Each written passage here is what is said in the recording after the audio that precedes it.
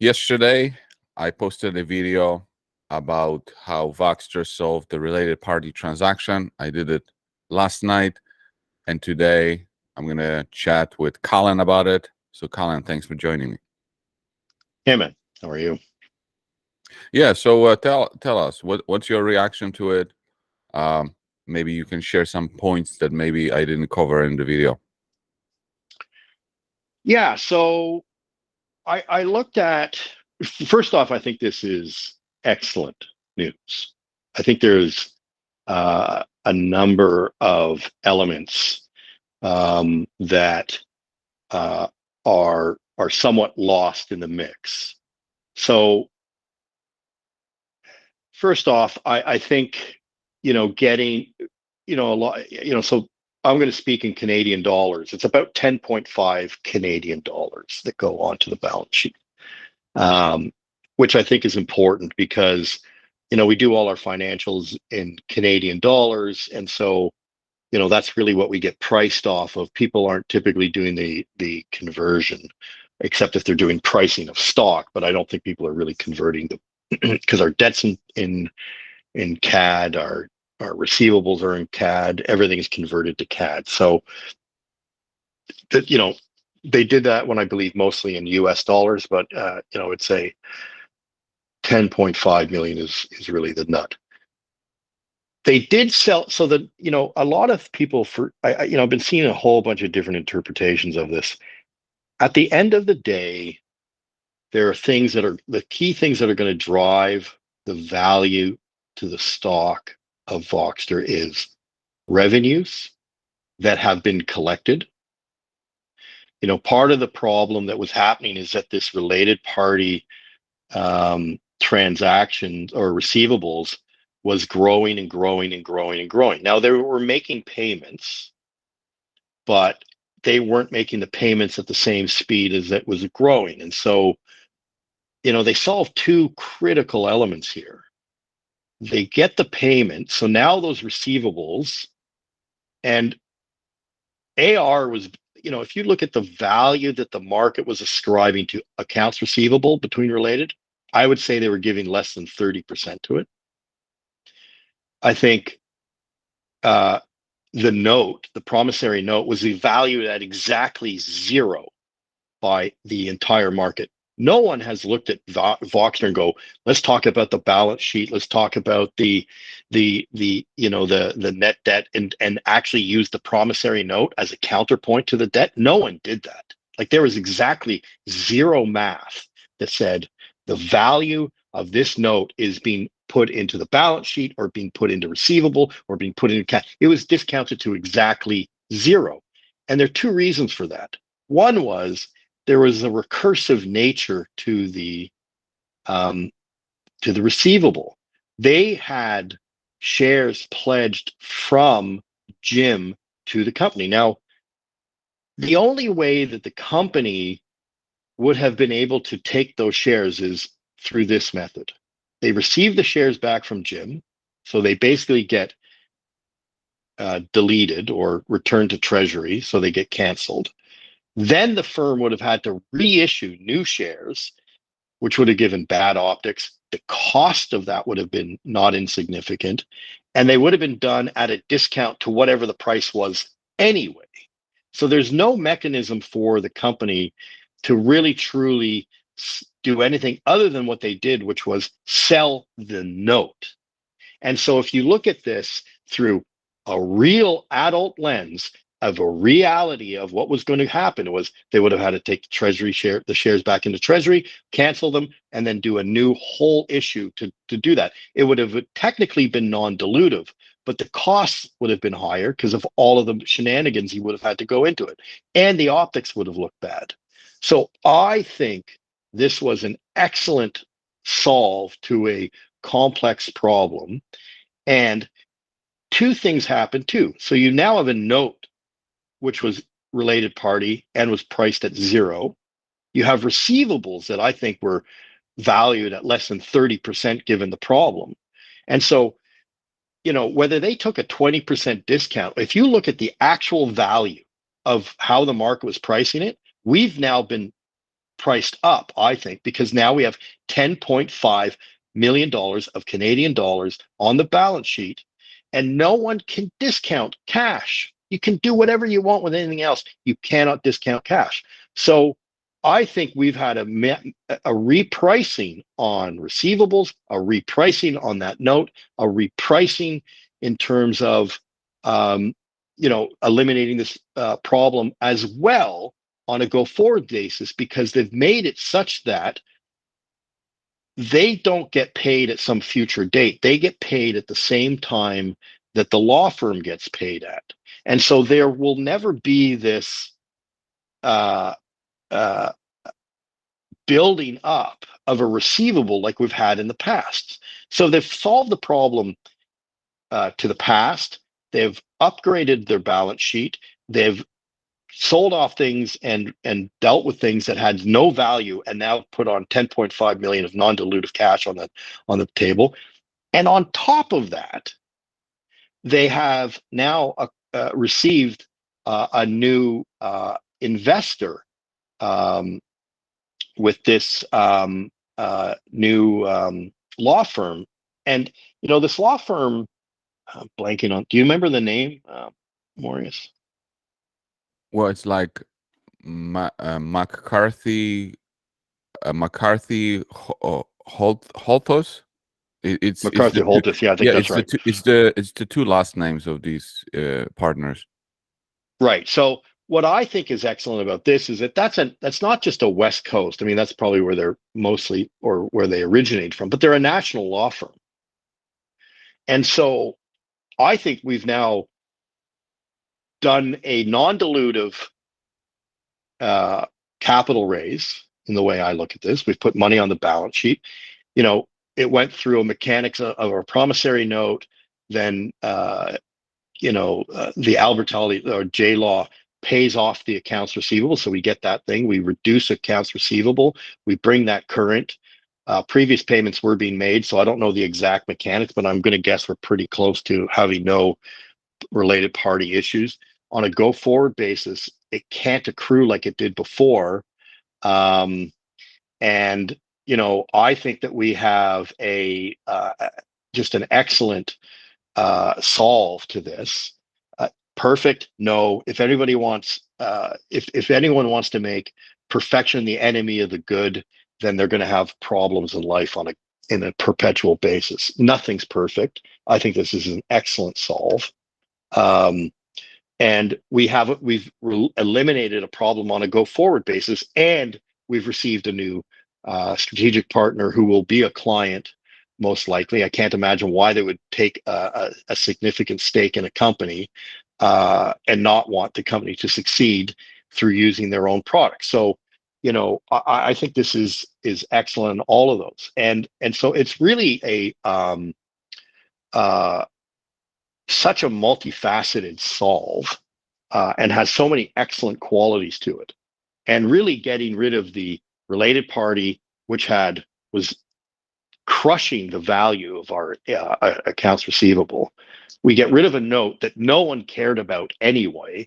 And if anybody understood the mechanics of it, this was one of the only few likely elements, unless Jim paid off that thing in totality, which was an unlikely thing. Or we would have seen Jim, you would have seen, I mean, think of the alternative. Jim sells his shares in the open market, and all you see is Jim sale, Jim sale, Jim sale, Jim sale, Jim sale, Jim sale, Jim sale, Jim sale, Jim sale, Jim sale, Jim sale, and this stock would have been at 1 cent.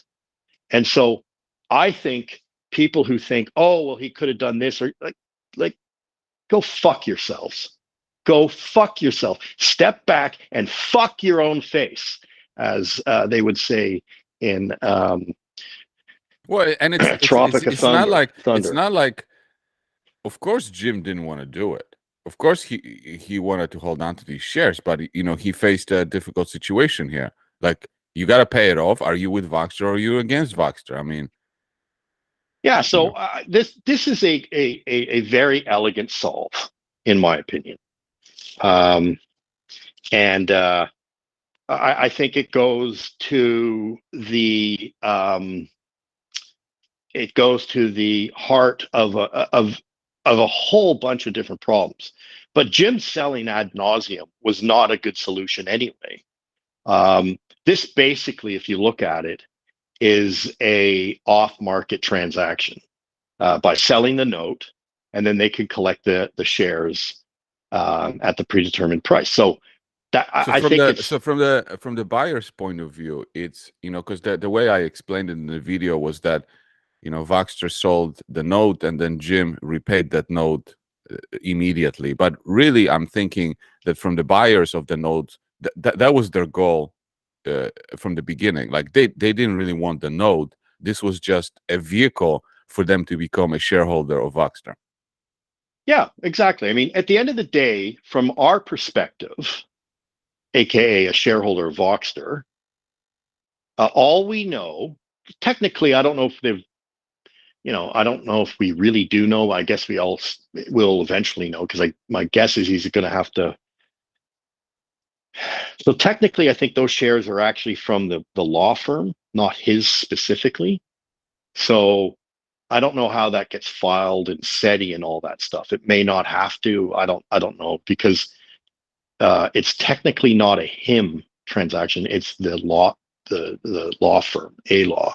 Um, so I'm not sure exactly where those shares reside and whether that entity was a a filing body. But what we do know as shareholders is that we sold the note. That's it. That's what we owned. We owned the note. We sold it.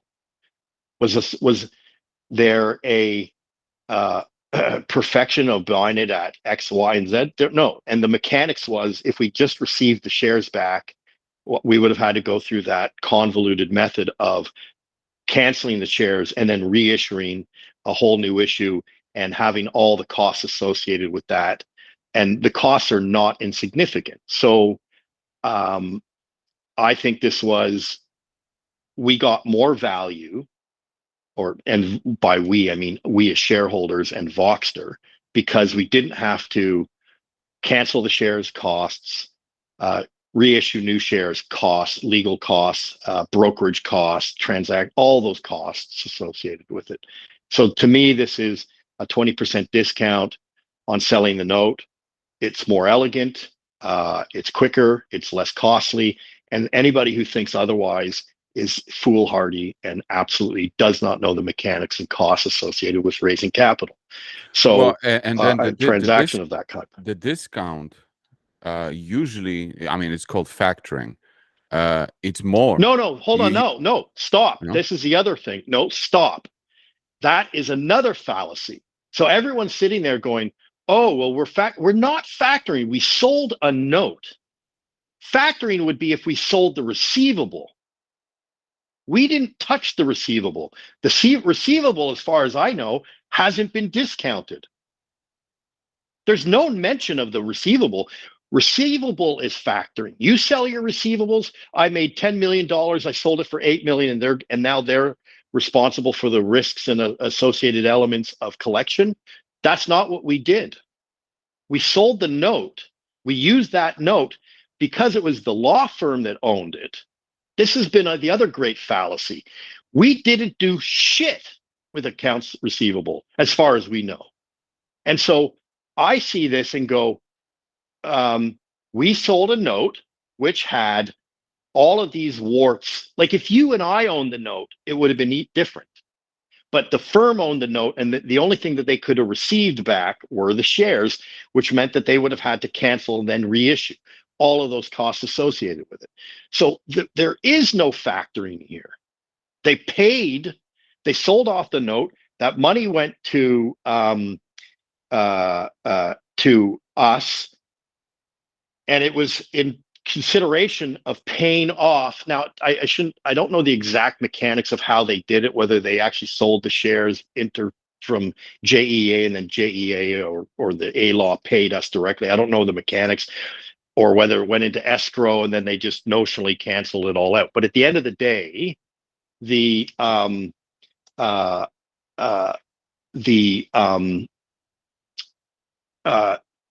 did not factor We did not factor the receivables.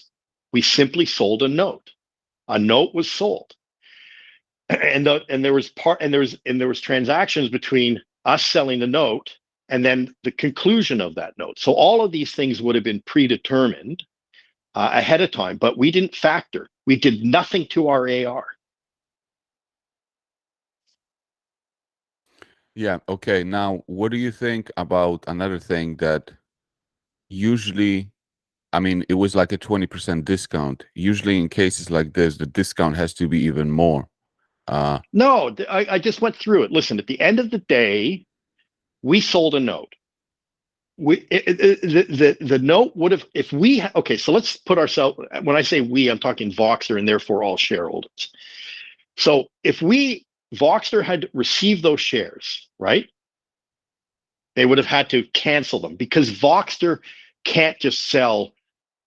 Maybe there's some mechanisms that I'm unaware of, but typically you receive back your shares, you cancel them. Then you have to reissue new treasury shares, right? They don't have the luxury. Like if you and I owned the note or anyone else owned the note, they would receive the shares and then they could sell them because they're not Voxtur. Voxtur receives those shares. So listen, notes can be sold for whatever the hell they want. Notes can be sold for premiums, discounts. In many ways, I think just given the market conditions, the desire to get this thing off the books, a 20% discount on a note, not the receivables. See, the receivables haven't been discounted. So our AR went to, I'm just going to assume 100%. I don't know if there was any discount. They make no mention of it. So I'm going to assume 100%. So our AR's at 100%. We sold a note that had zero value on the balance sheet for everyone. There wasn't a soul out there, not even in my own enterprise value calculations, did I look at that note and counterbalance it to other debt. We didn't, there's no one that said, oh, let's go look at the enterprise value and say, hey, that note, let's put it in. I've never once calculated that note into the enterprise value of this firm. No one else has done that either. Remember, enterprise value is debt minus cash plus the equity value. And so, a lot of people other way will say it will be net debt, but debt in this instance, I never once went and said debt that was owed to us. So this has had literally zero impact on enterprise value. Our enterprise value just went up by $10.5 million. Our AR went down, and remember, people aren't, AR doesn't go into enterprise value. We talk about cash. And so I look at this and think, we've just done a fantastic job, we being management of Voxtur, of solving this nuanced, complicated problem. But we just sold a note. It just has a lot of impact and implications. But at the end of the day, they sold a note that was on the balance sheet that no one put any value on. Yeah. So now, if you go back, the company solved two big problems that people were complaining about. One was the covenants, which were fixed a couple months ago, and then now was the related party transactions. These were the two main things that investors were complaining about and giving out reasons why they didn't want to invest. Well, I think so. The answer is yes, I agree.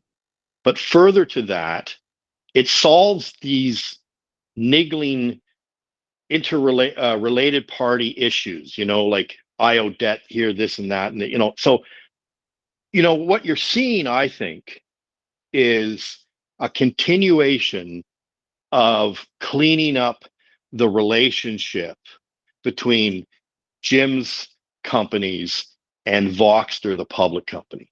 And so, the CFO has been moved out. She was both in A-Law and at Voxtur. So now we have Robin Dyson, who's a former, partner at KPMG, is now the the CFO. So we've moved that distance. I don't know what's happening under the hood, but my suspicion is that any other sort of um, commingling of employees or services are being separated at this point, because it starts from the top and goes down. So I'm assuming that what we're going to see over time are uh, uh, a more pure, clean look at what Voxtur is, which is a technology company, and some of these sort of commingling of services and whatnot,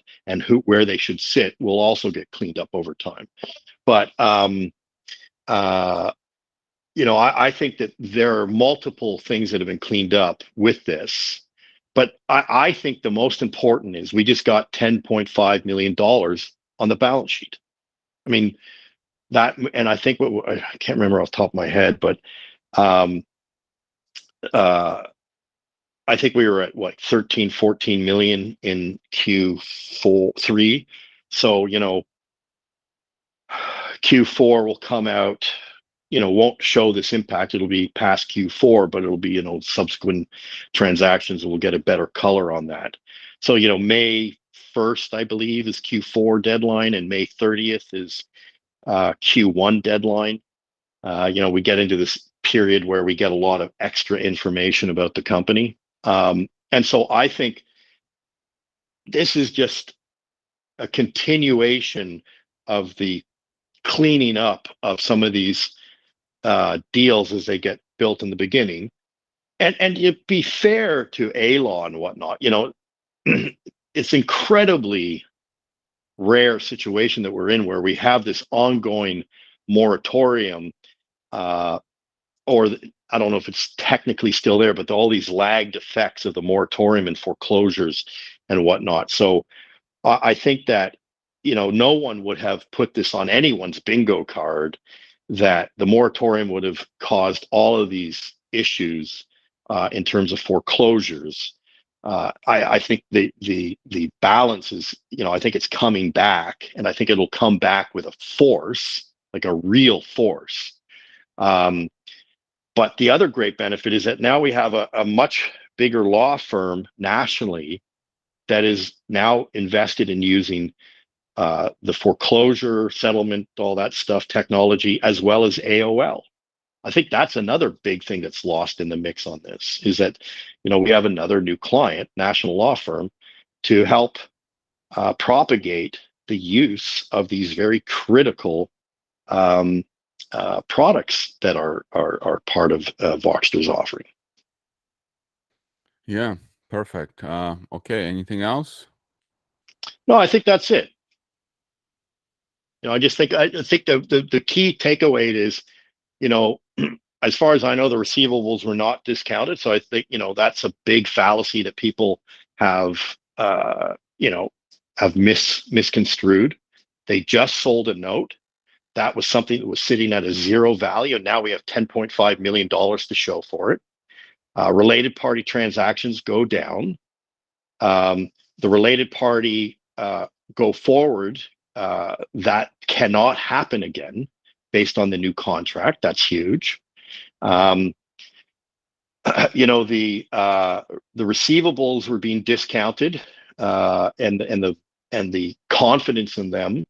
I think the confidence goes up now in our receivables, and we also receive new clients that is national and will help propagate two or three of our key offerings, and AOL being one of, I think the most important of them. And so I think this is just a win all around. And these ideas that, these discounts and, it had to be penny on the penny, like, grow up. This is not La La Land.